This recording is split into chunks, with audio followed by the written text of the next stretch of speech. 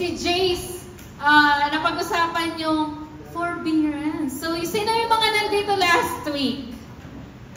Nandyan ba kayo lahat? Amen! So, I know kayo rin, no? Na ano sa inyo yung forbearance kasi ang dami ko narinig na mga testimony about it. So, sabi nga ni Jace last week, forbearance requires maturity. It's not what you have. It's who you have. Amen. Christ will satisfy you. Sabi ni Jace. Oh, nag-notes ako, Jace. So, I just want to share a quick story, no? Sa married life namin, nasa ako. Nag-umpisa kami, wala kaming as in, na kahit ano. Sa bulsa namin, kahit piso. No? Basta gusto lang na, nag-asawa kami, pinagsawa kami, pinakasal kami, that's it. Bahala na kami. No? Yun yun. But, alam mo yung araw-araw na yun, by faith lahat talaga kahit wala ka pa kay Lord. Yung struggle na wala kang pamasahe, yung struggle na hindi mo alam kung kakain ka bukas, yung struggle na manghihiram ka ng bike sa kapitbahay kasi gusto mong makarating ng mabilis dun sa pupuntahan mo, yung pinoproblema mo yung kakainin mo bukas o yung pamasahe mo sa trabaho, yung di mo kayang bumukod kasi wala kang pambayad. No? Niisip mo. Yung tinitiis mo yung init kasi kahit electric fan wala kang pambili ng bago. Yung pangarap mong makapamasyal pero hindi mo kaya kasi hanggang labas lang ng bahay ang kaya ng budget mo.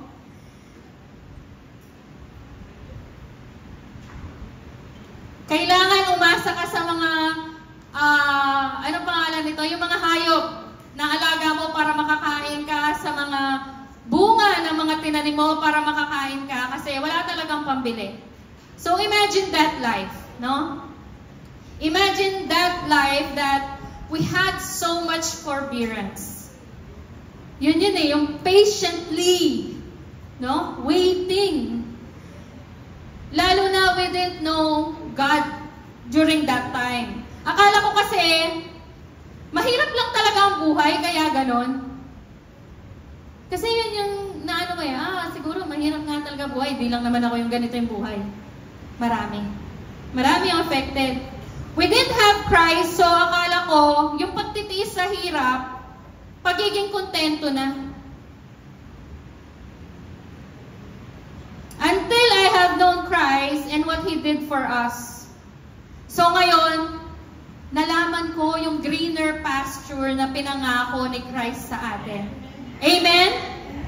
Kasi sometimes, we need too much na hinahanap natin yon from wrong place and wrong people.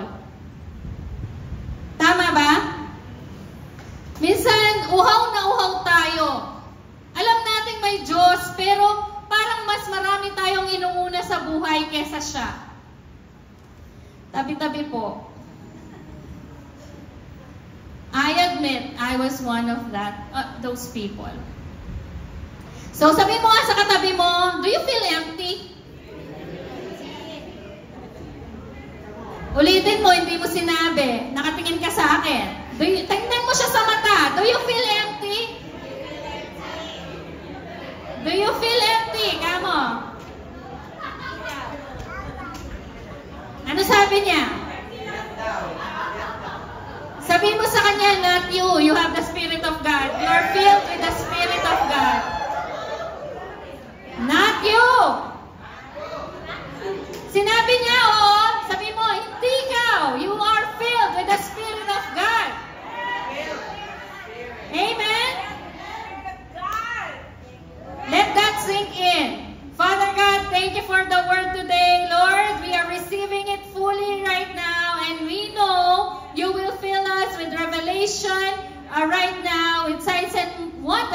willing this word preached with accuracy and boldness in Jesus' name. Amen! So, ano ba yung empty? Ayan, nakisali ako kay Jace kasi meron siyang, anong tawag dito? Definition. So, sabi sa Google, ang empty, containing nothing, not filled or occupied. Tapos, yung fulfilled, sabi niya, satisfied or happy because of fully developing one's ability or character. Nakita nyo? Fully developing one's ability or character.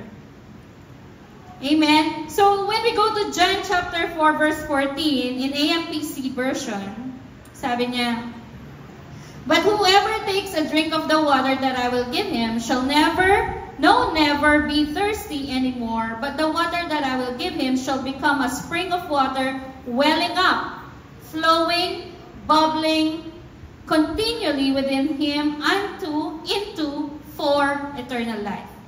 O, diba? Kinumpleto niya. Nakita ba natin? In HCSB version, meron ba tayo, Jace? Ayan. "But whoever drinks from the water that I will give him will never get thirsty again, ever." Sabihin mo nga sa katabi mo, ever. In fact, in the ember, ever. Pero pwede kayo pumunta mamaya sa ember. Okay? In fact, the water I will give him will become a well of water springing up within him for eternal life. Amen? So, basahin natin ulit sa ESV naman. Galante tayo. "But whoever drinks of the water that I will give him will never be thirsty again. That the water I will give him will become in him a spring of water welling up to eternal life." So, ito, paulit-ulit, no? Si Jesus ang living water na kailangan natin so that we will never feel thirsty or empty. Amen? Just like in John chapter 4 verse 9, the woman is thirsty. Alam niyo to, the woman in Samaria. Diba? The woman is so thirsty. But, tignan mo, no? Si Jesus pa yung pumunta sa kanya. Kasi alam niya kung anong kailangan ng babae. Alam niya kung ano yung kailangan niya. She has been relying on her own mind and power, all her senses, looking for that love, affection to different people na tingin niya hindi makakapag-satisfy sa kanya. Amen? But when she met Jesus, she's gotten filled with revelation that He is the Messiah. And He is the first evangelist. She is the first evangelist of her time. Amen? Imagine that. No matter what her past is. Ganon ka-gracious si Lord. No? Probably, meron dito ngayon you feel thirsty or empty about something. Probably, yung iba, sex. Yung iba, success. Yung iba, religion. Yung iba, acceptance, validation, love, relationship, finances, or even health. Probably, you feel empty on those parts of your life right now.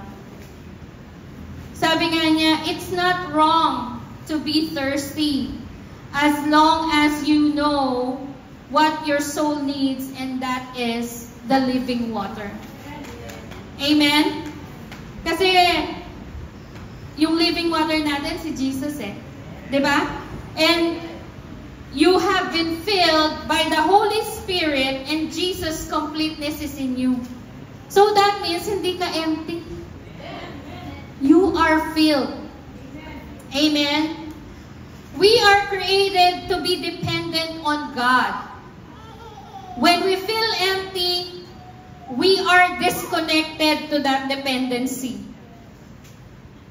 Amen? Kasi sabi niya, ako yung living water. Ako lang yung kailangan mo.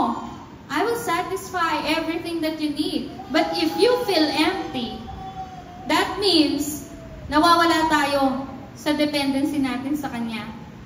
We are trying to look for the things that can satisfy us in the wrong places, wrong people, or even wrong means. Sabi ko nga kanina. Kaya yung kinanta natin kanina, yung Psalms 42 verse 1 to 2, as a deer pants for flowing streams, so pants my soul for you, O God. My soul thirsts for God, for the living God. When shall I come and appear before God? You know, we have been so blessed to reach out to God anytime. Sabi nga ng kata kanina, praise you anywhere. Tama? And with this, yung deer pants, ito yung deer kapag talagang uhaw na siya, kailangan niyang uminom kung hindi mamamatay siya. Tayong mga tao, hanggang hindi na parang death or life ang situation, hindi tayo lalapit sa Kanya. Or even go to Him hanggat hindi malaki yung desisyon na kailangan gawin, na pinagpipray natin. Or sometimes tapos na, doon pa tayo lalapit. Tama? Can we long for that to God? Para tayo mismo, kahit anong kaharapin natin sa buhay, we are filled. Amen?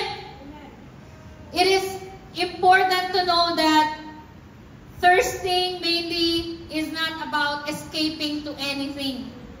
No? It is about having relief, knowing that whatever you're going through, God is with you. Yun yung peace. Yun yung peace talaga sa puso mo na mag-overflow, na kahit sa utak mo, hindi mo ma-absorb. No one can grasp or you can even understand why it's happening to you. Amen? So, sabi nga dito, we come to love God and we want to see God and be with God and be satisfied in admiring and exalting in God. Ganun ba yung ginagawa natin? Amen? Ano ba yung mga gusto mo? What are your heart's desire?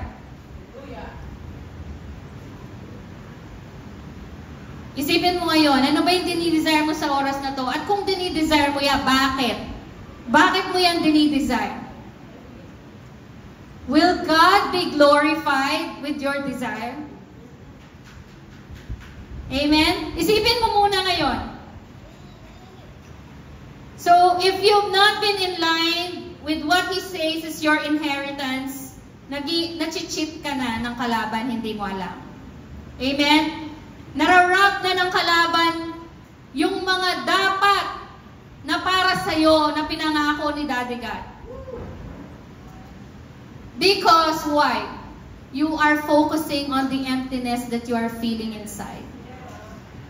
But God has filled you up with the Holy Spirit and His completeness. Amen? And if, ito nga, no, yung sobrang, kung yung problema parang regular na lang sa'yo, yung gano'n, parang failure after failure, you have to get out of that. You have to desire to get out of that. That's not what He plans for you. Kung lagi ka na lang nandun sa kakulangan, kung lagi ka na lang nandun sa sakit, that's not His plan for you. You are being cheated. You are being robbed. Amen? Your mind has been used by the enemy to keep you in slavery. Kaya sabihin mo sa katabi mo, tapos na yon ngayon.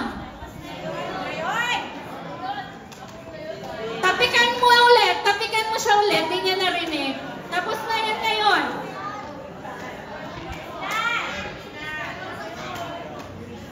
If you feel empty, I have 2 points for you.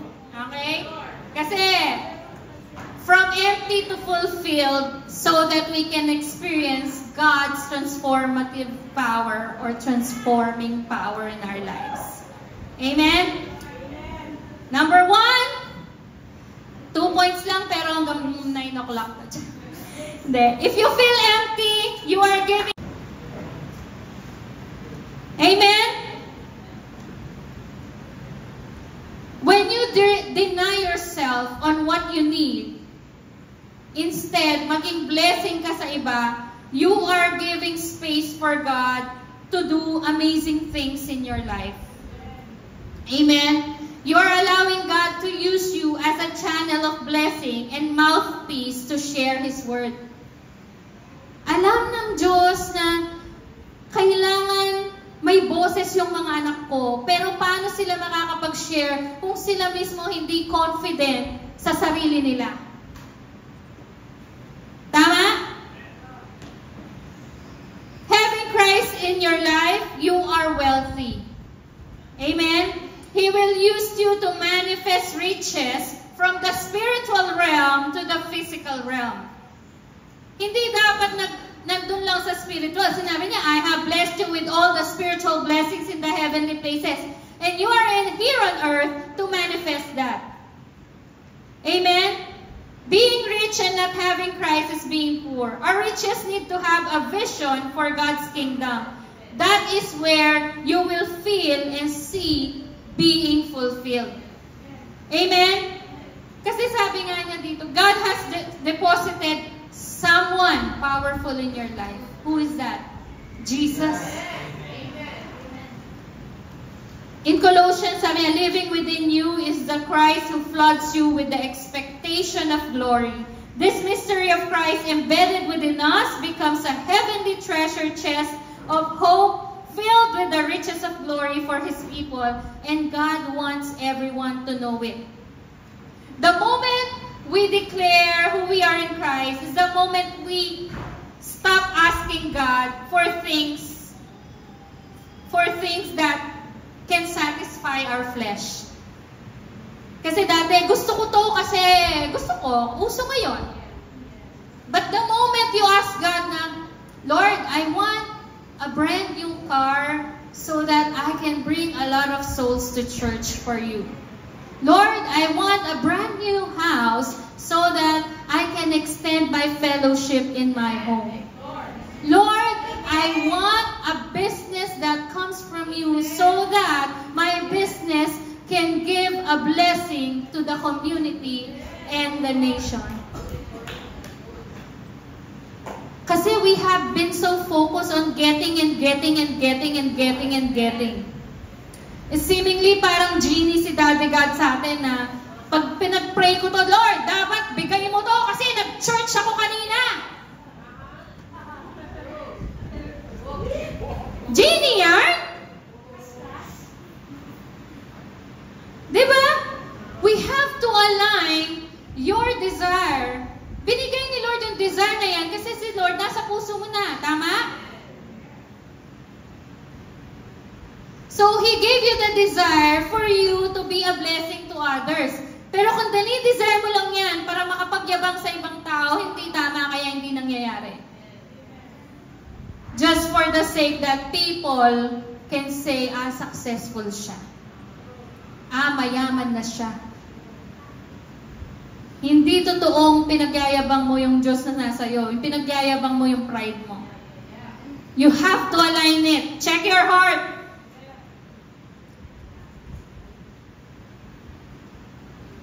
Kasi doon talaga, kapag na-align na yung puso mo, doon sa will ni God, no? That is where He starts fulfilling all that He thinks best for you and me. Amen? He has so much in store for each one of us. We won't be able to feel or see that fulfillment kung nakatied up pa tayo sa past, kung nakatied up pa tayo sa hurt, kung nakatied up pa tayo sa mga tao. Amen? Amen. Ang lalim ng iniisip niyo. Iniisip niyo yata yung mga tao, yung hurt, yung past. X mo na yon. X. Erase, erase, erase. Erase. Ikaw na lang ang nagbibilang nun. Si Lord, wala na sa Kanya yon.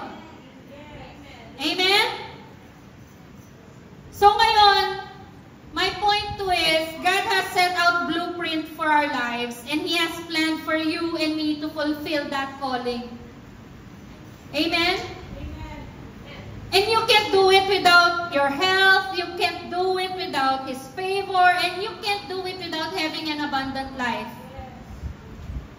Amen? Kasi yung blessing, it is designed to make you richer and richer by the day. Sabi ng Word. Hindi ko sinabi yun. Sabi ng Word. Tama? Hindi not by the month, not by the year, not by the what? but it's by day and day and day. Now, part of your inheritance is riches. And why? Para lang masabing, na, ay, successful na ako, na-achieve ko na lahat. No. It is because as people of God here on earth, knowing this word, we are here responsible for the people who are suffering outside. Dahil katulad din natin sila, nung hindi natin kilala si Christ, ganon din yung buhay natin. Amen? We feel lost. Parang lahat ng effort natin napupunta lang sa basurahan. Parang lahat ng ginagawa natin walang kwenta. Kaya at the end of the day, pagod ka na, you still feel empty. Amen? Kaya kailangan, you and I are responsible for the poor. Amen?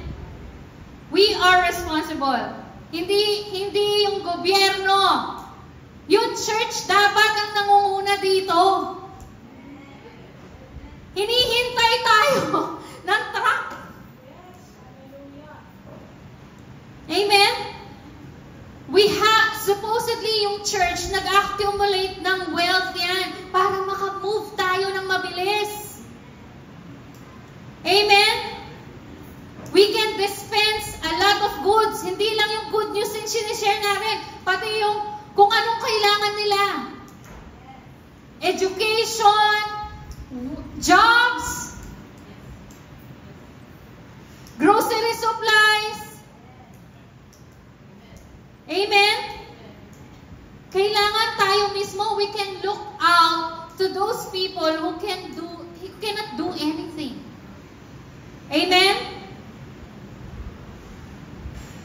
If you get the blessing in your life, that is for you to live filled and fulfilled to help others. Hindi siya nasa-stop dun lang sa'yo. Amen? Sabi nga niya, the key word here is accumulate. Bakit? Sa mga young people dito, iniisip nyo, baka hindi para sa inyo to. Para sa inyo to. You are blessed to hear this word right now kahit bata pa kayo. Kasi kami, ganitong edad na namin nalaman to. Amen? The enemy doesn't want you to accumulate kasi kapag nag-accumulate ka ng wealth dito, alam niya, magiging captain ka ng own destiny mo. Your own life. But as long as somebody kasi can hold you or hold that money, no? Wala. Lagi tayong slave doon. No? They can control you. Whoever is holding that money for you. Amen? So God has big plans for you. He wants you to live long, and the Bible says, get richer and richer every day. If you know God, you know that He doesn't create small plans. He always does it globally and generationally. Amen? I have a quick story about this in our life, no? Because of the past decision that we made before, kasi nga nagkabaon-baon kami sa utang and all, so yung bahay namin, muntik nang ma-forfeit. Talagang pinapadalhan na kami ng pag-ibig ng letter, and the amount is so big kasi ilang years ako hindi nagbabayad. Favor na hindi ako pinaalis doon. Pero, alam mo yun, nagpadala na sila sulat and I have to settle this kind of amount. And during that time, wala akong pambayad na ganong amount. So, I prayed to God. And I said, nilakaran ko yung bahay namin tuwing madaling araw. Nag-pray ako dun sa bahay namin. Lord, thank you for this house. You have blessed me with this house. So, no one can take this away from me. I don't know how you will gonna do this. But I know you will make a way for this house to stay in my name. You will not put me to shame because I am preaching your word. In Jesus' name, amen. So, anong nangyari? That was 2019, I think. 2019 when we got a letter. Because of that prayer, no? We got a letter that Pag-ibig has opened an amnesty program para sa mga may utang.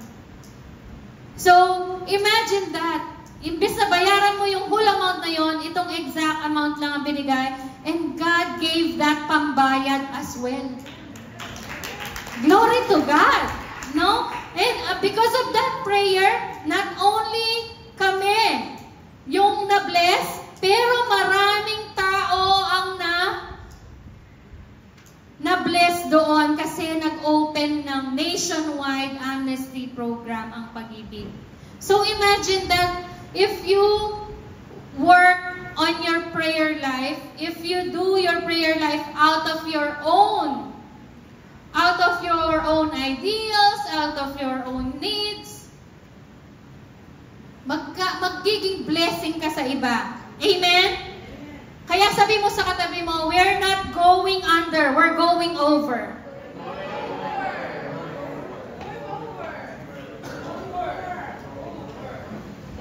In Genesis chapter 26, sabi niya, and there was famine in the land. And beside the first famine, that was in the days of Abraham, Isaac went unto Abimelech, the king of the Philistines, and to Gerar. And the Lord appeared unto him and said, now, don't go down to Egypt. Dwell in the land which I shall tell you of. Live, dwell in this land, and I will be with you, and I will bless you. Ano yung ibig sabihin ni Lord dito? Do not go down to Egypt. You know Christ na. Tama? Do not go down to Egypt, the old system. Do not go down to the old system. Ano ba yung mga old system natin? Your old self-reliance, your own diskarte. Do not stay right there. Amen? We have to start to change our mindset. Sabi ko nga noon, ito na-share ko, no? I was praying to God because the desire came into my heart, but I thought kasi, para ako lang yun. Parang ako lang yun. Parang gusto ko lang. Desire ko lang, ganon. So, sabi ko, Lord, gusto ko pang magka-property isa. Sabi ko, and then, akala ko, sa akin lang yung desire na yun. Until I read na inheritance ko, lands. Abrahamic covenant. Tapos sabi ko, sige Lord, paniniwalaan ko to. So yung desire umakyat. Kasi nalaman mo yun eh. So alam mo, galing kay Lord. Yung faith ko noon, medyo, sabihin na natin nasa 60%. Kasi paano mangyayari? Wala ka namang pang-cash, wala ka namang pambili. Tama?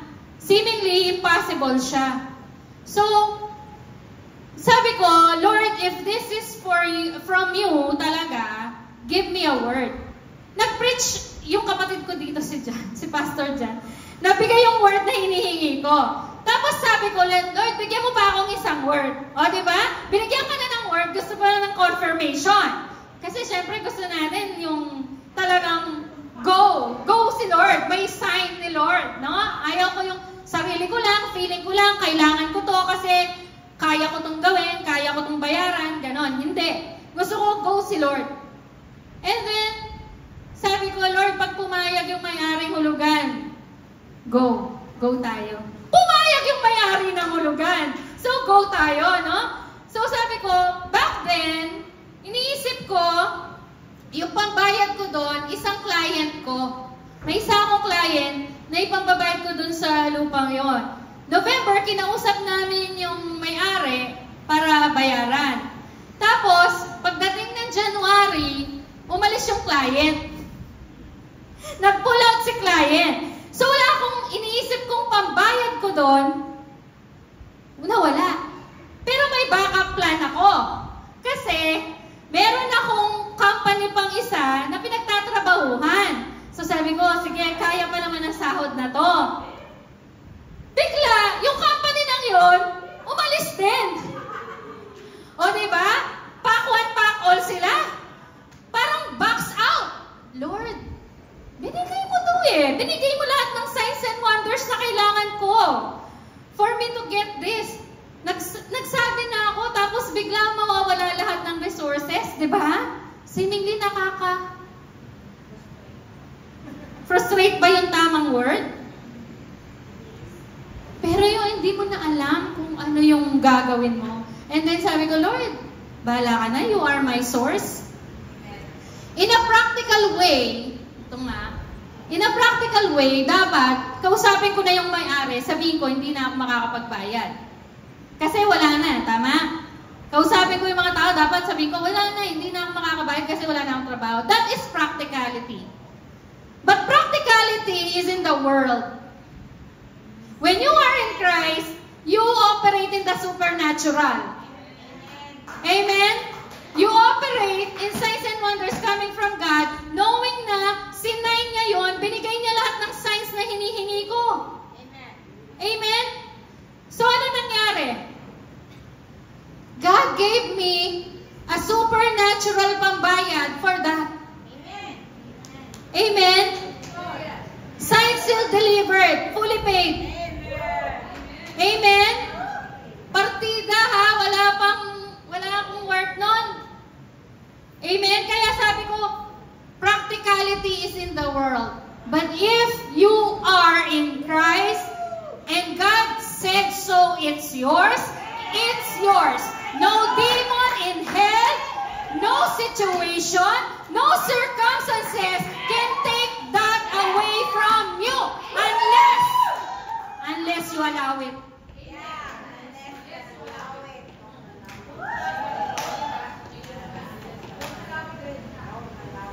Stand and believe in your inheritance. Kasi, kung kaya mo, walang space si God na mag-work sa buhay mo. Yun na ako kailangan. Hindi na ako kailangan ng anak ko na to. Kaya na niya. Diba? The enemy tried his best, but God's faithful promises are yes and amen. Amen? We have to give God space to show miracle in our lives. Amen? Sabi ko nga, yung example ni Jace last week, forbearance naman, sabi niya, umorder ka sa Ember. Ember coffee, Ember special, binigay sa'yo. Anong binigay? White mocha. Kapag ikaw, nandun ka pa sa status ng forbearance, okay lang, tanggapin mo, tama? Pero ikaw, kapag nandun ka na sa greener pasture, nilalakaran mo na yung mga pangako ni Lord sa buhay mo, hindi na pwedeng nagkamali sila. Bakit? Kasi hindi ka magiging kontento doon. And God said, He wants to give the desire of your heart. Amen? Kung gusto mo ng Ember Special, sabihin mo Ember Special. You can give it back. Hindi ito yung order ko. I ordered Ember Special. Pag nasa greener pasture ka na kasi, sa forbearance, okay yun eh. Pero kapag nasa greener pasture ka na, binigay sa Ember Special, tapos binayaran mo, hindi ka makukontento kasi hindi yun yung cravings mo. And God doesn't want to disappoint us. Most of the time, you are disappointed because you do not ask God specifically with what you want.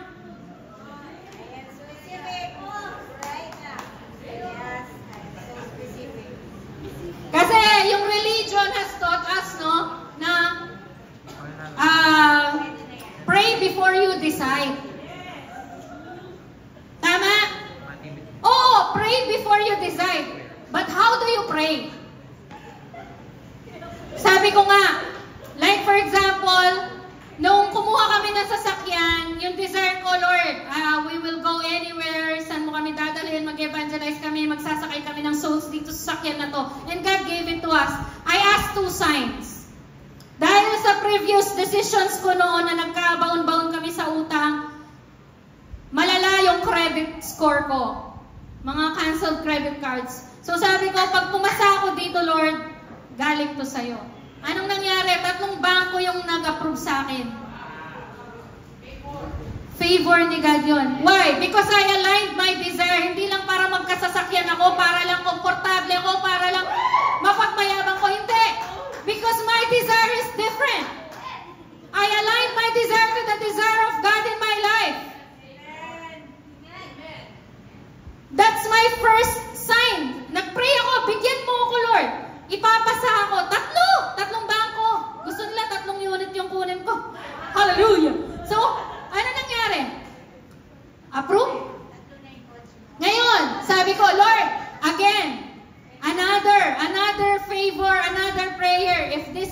from you. Yung down payment, binigay nilang amount ganito, sabi ko gusto ko ganito. Pag binigay nila yung amount na to, pinayagan nila yung down payment na to, ikaw yun.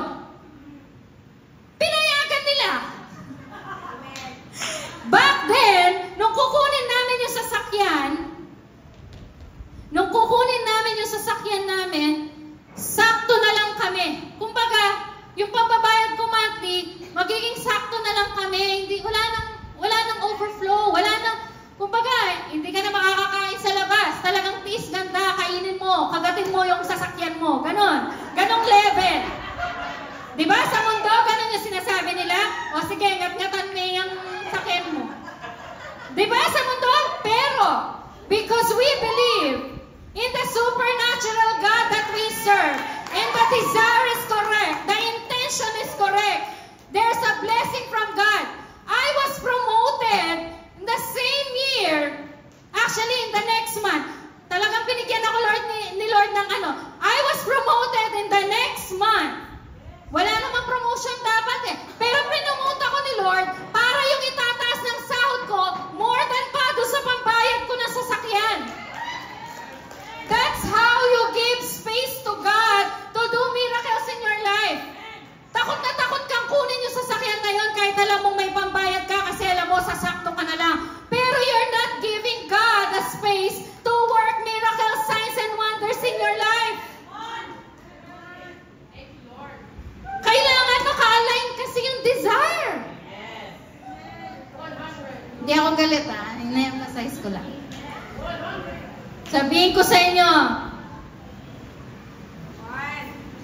yung prayer natin, Lord, I am praying for this. If it's your will, I'll take it. Very religious. Ano sabi ng Bible? God has given you authority and dominion here on earth. Amen?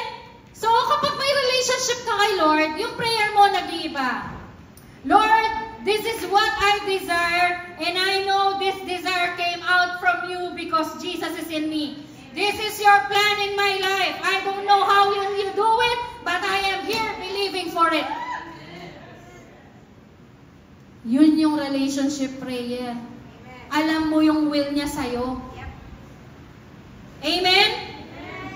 Don't confuse your condition with your portion. I'm telling you, God has something good to you, and you're not going to miss it. Sabi mo ka sa tabi mo yan, God has something good for you.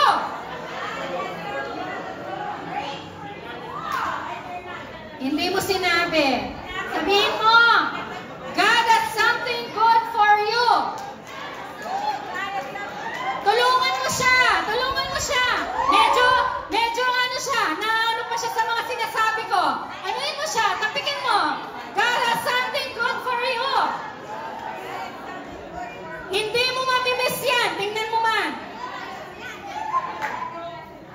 Amen? Kasi, if He paid for our healing, can't He pay for your mortgage?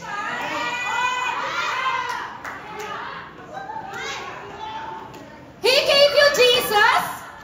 Ano bang hindi niya kayang ibigay?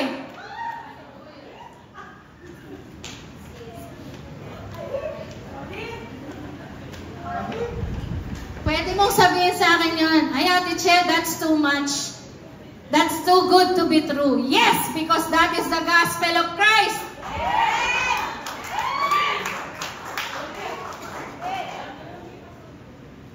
The gospel is the good news from heaven. Kaya nga sabi niya, give us this day our daily bread. Whatever is in the heaven will be on earth. You have all the spiritual blessings in the heavenly places waiting for you to be manifest here on earth. Ang dami sa mundo dito, alam nila yung manifestation. Nagbabayad pa yung mga tao doon when the manifestation should be in the church.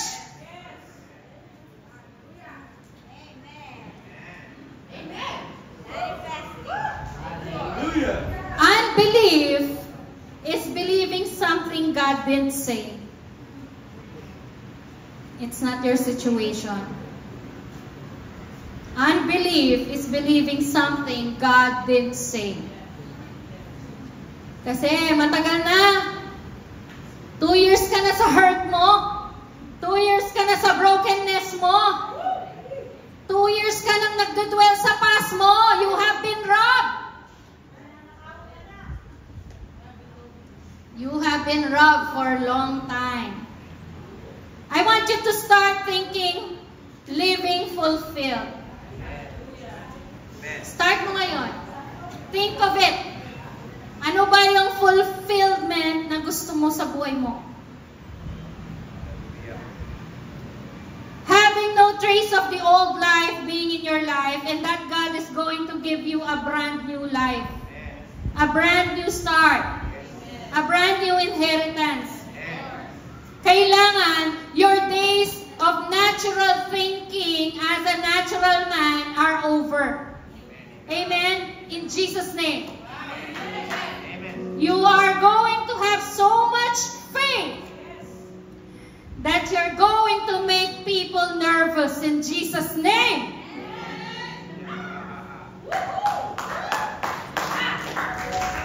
Sabi ko sa inyo, I don't care if you criticize me. You're not there.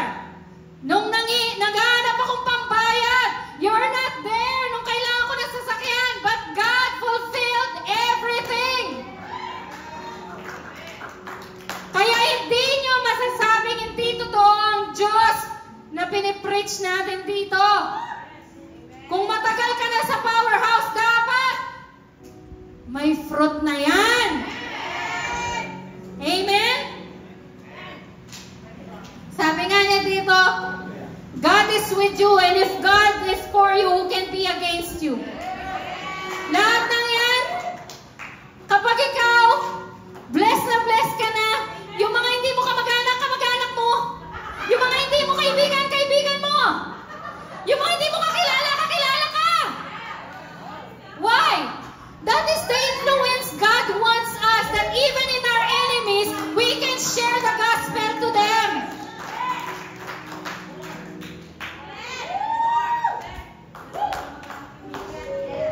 Kaya I'm going to tell you, you're supposed to be rich by now. Sabi mo sa katabi mo, rich ka na! God wants you rich! Kaya nga sabi ni Bishop, diba? You are supposed to be financing everything na. Anong kailangan ng church? Anong kailangan ng truck para umandar na yan?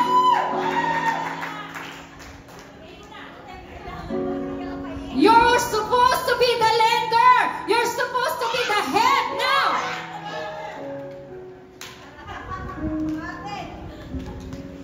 Kailangan, kapag tinitingnan ka ng tao, sasabihin nila, that's what Jesus like.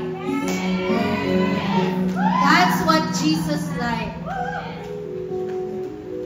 Amen? Sabi mo nga ka sa katabi mo, ka Jesus ka pala eh.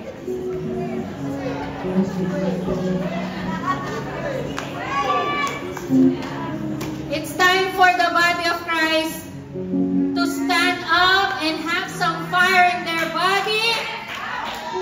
Masyado na tayong umupo, nagpabugbog, nagpapiti, kung ano-ano pa. Because of religion, because of old mindset, we have to take our stand. Masyado na tayong matagal sa mga sitwasyon natin. We're just as capable as anybody else of owning things, of wealth-producing assets. You are capable. Sabi mo sa katabi mo.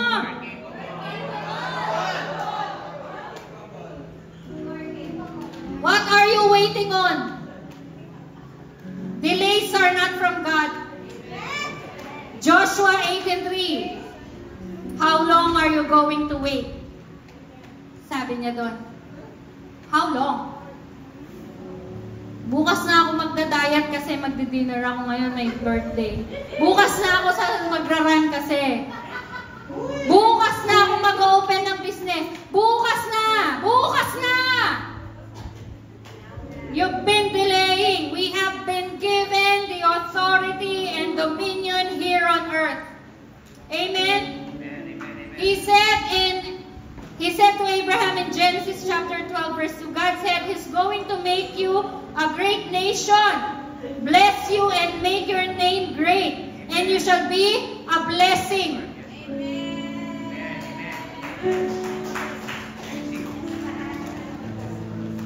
Kailangan na tayong umalis dun sa own old mindset. We have to get out of that. Hinihintay ka ni Lord.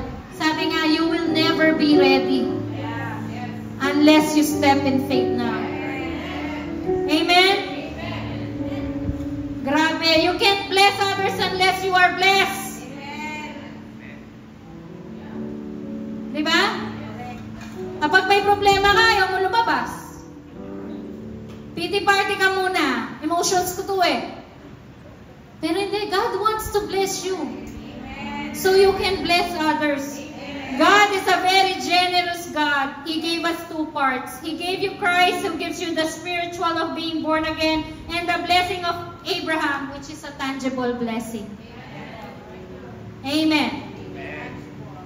Kaya nga sabi, fasting doesn't move God, it moves you. So that you can hear His instruction in your life. Hindi dahil diet ka. It's to give you instruction on how to get out of that situation. Meditate on the Word of God. Ano ba yung meditation? A God-given process that provides a permanent change in your thinking. It realters your soul. Kapag alam mo yung Word at pangako ni God sa buhay mo, hindi ka na babalik sa dating buhay mo. Ayaw mo na doon. Amen? Sabi nga niya sa Joshua 1:8, this book of the law shall not depart from your mouth. Kasi, sabi niya dito, but you shall meditate in it day and night, that you may observe to do according to all that is written in it. For then you will make your way prosperous, and then you will have good success. Sino daw ang gagawa ng prosperity niya? Si God ba? Ayan o, kasala na, you. For then you will make your way prosperous, and then you will have good success. It is your responsibility. Binigay na yung book. We have to meditate it. Lalo na if you are a sower, tither, and a generous giver. Amen? You already know that God will supply all your needs. God is the giver of everything. Kaya nga sabi ko, sinashare ko to, when I win a soul, alam ko may wages doon. I put a name on it. I put a name for that. Sasabihin ko, Lord, that soul is for my house. That soul is for my car. That soul... Yes, amen. I am agreeing with you. Diba? You have to name. Kasi sabi niya, whatever you ask. And wages yung mga souls na yan. In 1 Corinthians chapter 9, verse 23, sabi niya in TPT, I'm God's partner. Kung partner ka ni God, ano ang hindi pwedeng ibigay ng partner mo? Amen? We have to do God math here.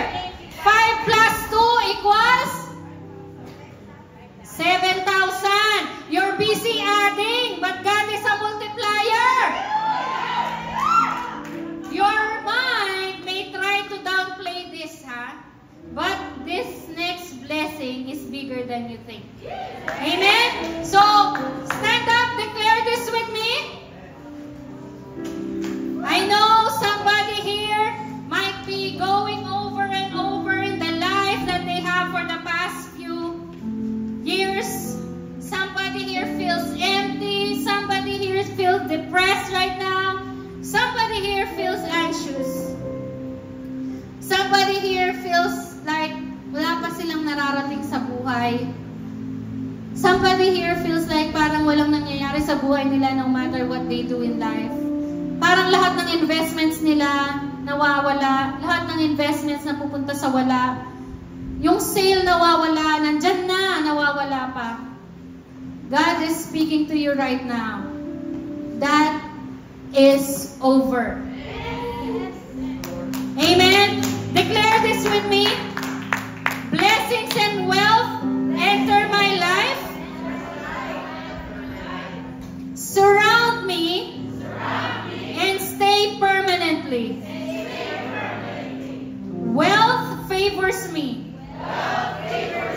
My bank account and wallet.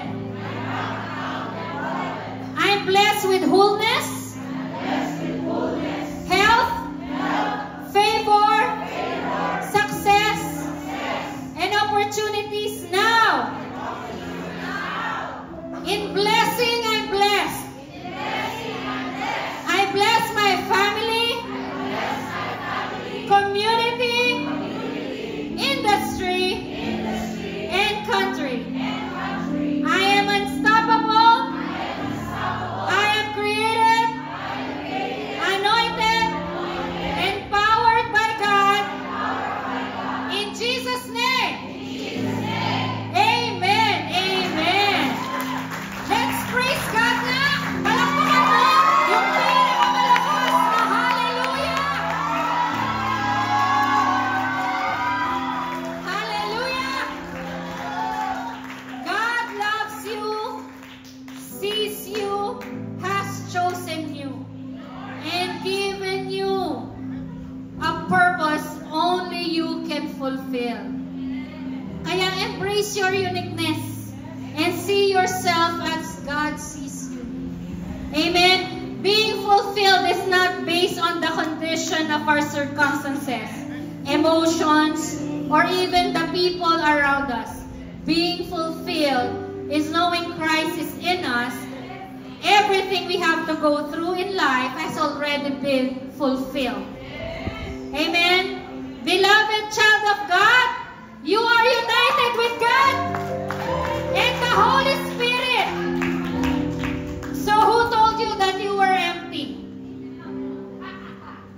Amen. God wants you to live fulfilled daily. Thank you so much, Synergy Fam. God bless you all.